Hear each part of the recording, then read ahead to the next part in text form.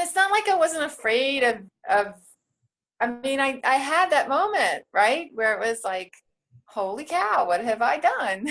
I have made a spectacle of myself. And, but, but that, you know, it was almost like, oh, well, I will survive this. So I think it's important for women to recognize what they can survive. And we can all survive being ridiculed by men who don't get it. Maybe if that's the message I need to send. If all you're worried about is that the humiliation that men will try to heap on you, then as bad as it feels, know that you will survive it, because it is just, it's not a gun to your head. It's not a knife. It's not, your life being choked out of you. Humiliation is something you can survive. So if all that's holding you back from speaking up and speaking your truth is the fear of humiliation, then go and be humiliated, and all of us women will get your back when it's done. Absolutely. And that's why we will have your back. Yes, absolutely. And that's what I want to do. I just want to say, got your back, come here, Creatrix, you're good. Like, I feel like I know that where I sit in the equation, but I do have a concern, and I'm unsure how to voice it, because it's a real concern that I have, and that's just a reality, but can also be seen as possibly, I can see how women could take it on board. And that is this, that when my children were molested, for example, I tried to bring it in the public and tell people who were still taking their children there, and they didn't want to know about it.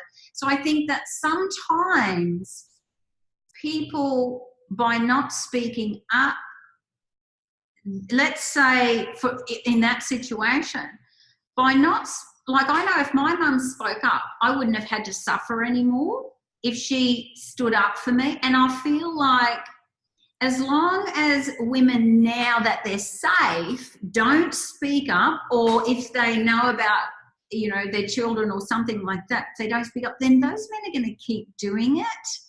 How do we, what's your take on that? Because I don't want to shame these women. That's the absolute last thing I ever want to do. I don't want them to feel bad at all. And I know that if their life's in danger and all of that, fair enough. But what about if those perpetrators are still alive? Then there's actually, I'm speaking on behalf of the future children. What's your thoughts on that? That if they don't speak up, therefore all these other people are now going to suffer? Well, and it is, and I feel it. I feel that frustration of you can't just think of yourself. You must think of the children who don't know and who need to be protected, and the parents who don't know and need to be protected, need to be informed to protect their children. And I don't know, except to tell those women who are afraid to speak up because of the backlash. And there's always a backlash when you speak, because it's always someone that the community respects, right? It's always someone that is well thought of, and nobody wants to see someone that they've trusted as this perpetrator, this pedophile. It's horrific. I had a woman walk up to me once when I was still practicing, and she, I had given a presentation talking about the problem of the courts and how badly our women and children are treated in our court system. It's a horrific situation.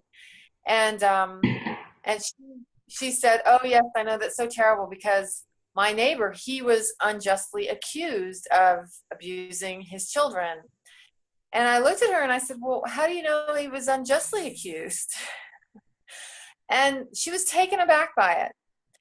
And, well, I know him. I've lived next door to him for 20 years, and he goes to church every Sunday, and he's, he does this. And I said, you don't know what goes on behind closed doors. None of us know what goes on behind closed doors. But it was so horrific to her that I had suggested that her neighbor might actually be a pedophile. I mean, she didn't want to talk to me anymore. Oh, yeah, I know what it's like.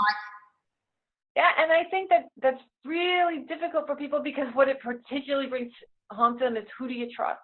If you can't trust your community leaders to be good people, then who can you trust? I think it's terrifying at a certain level. So I don't know. You have to.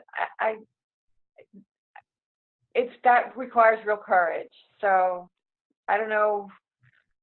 Just I would like to have a think, and I'm always thinking about how to help people, and I would really love to create some solution for these people to have a place to go that at least they will be supported while they may lose people, and while, you know, and that it's worth it for the children that they will stop it happening to. I think that's I just don't know how to get that out, and I know that maybe what it requires is for us to do, you know, people who care about this is just do more media to reach out.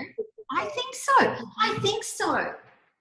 Yeah, to give the stories of children who have been protected because someone spoke up and listened, and then perhaps do the stories of children who weren't protected because people were afraid to speak up or didn't believe them, which is I can tell you in my own family, you know, and I weighed it up, and I was warned by another family member. When it happened to my daughters, I knew 2 other people that were taking their children. So I, being me, went and met with them, and I told them, both of them stopped talking to me and kept taking their children there. So, but I at least knew that I did something on behalf of those children.